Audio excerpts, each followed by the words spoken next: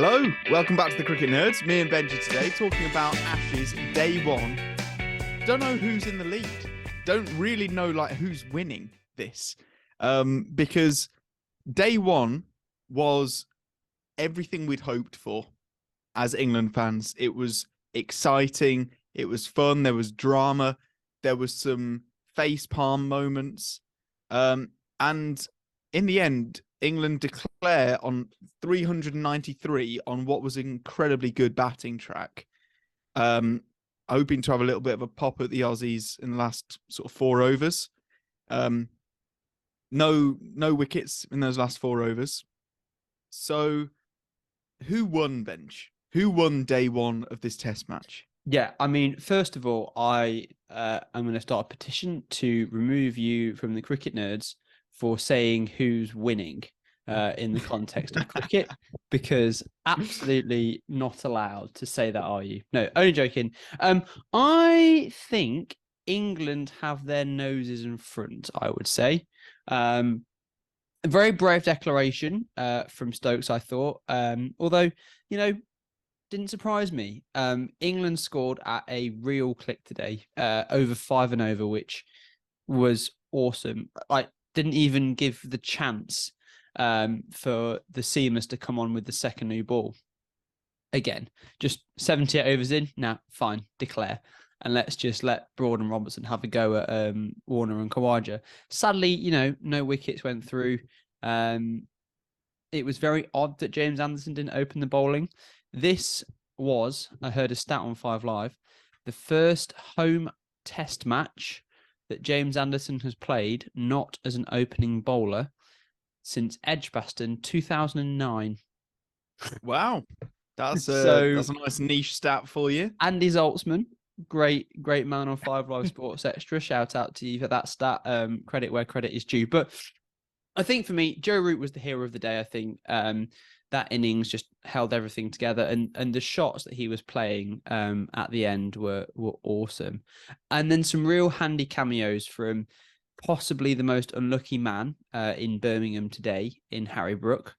Ollie Pope looked really good until he got out to Nathan Lyon, and Zach Crawley, I want to say, started the Ashes in the best way possible. We were worried, weren't we, when we were with Dan, that we were going to get a repeat of Rory Burns in the Australia, but first ball of the Ashes creams it through covers for 4. It was an awesome day, I thought. It was so good. The cheers were immense. The atmosphere in Edgbaston was absolutely unbeatable.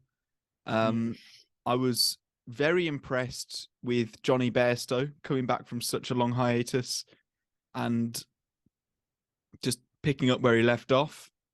I wasn't overly impressed with some of the wickets because, I get it. It's baseball. You play with freedom, all of this stuff. And you do that in T20s as well, but we're still allowed to criticize shots. This is still cricket. You are still allowed to say whether a shot was good or bad. Yes. And there were some objectively bad decisions that were made.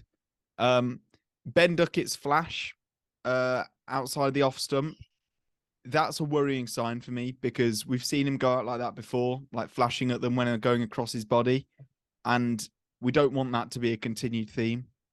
Harry Brook, I feel so bad for him. That was definitely the most unlucky dismissal I've seen for a long time. Moeen Ali, I thought, just he threw his wicket away. I was more than happy for him to play aggressively. It looked like he was having fun, which was really nice to see. But it was almost like a mindless hack when he ran down the pitch and just swung for it. And both of them, both of Moeen and Bairstow. Yeah, it was very, very similar decisions. So that was a shame to see. But overall, I think it was a fun innings. Australia's decisions were interesting because they did everything in their power to not concede 500 on day 1, including bowling at a very, very slow over rate so that there wouldn't be enough overs to get 500 in a day. So hats off to them. They figured it out. And they also Yeah, bowled a very defensive field, like straight away. Sorry. they did. They did. So Oh. I mean, they were 8 overs short in the day. Granted, you lose 2 overs for a change of innings, so 6 whole overs of play that was missed today. That's a good chunk of cricket. That's the difference between England having 4 overs to bowl at Australia and having 10 overs to bowl at Australia. It is significant there. I liked how you picked up on the field placements today from Australia, because I thought they were very negative very early.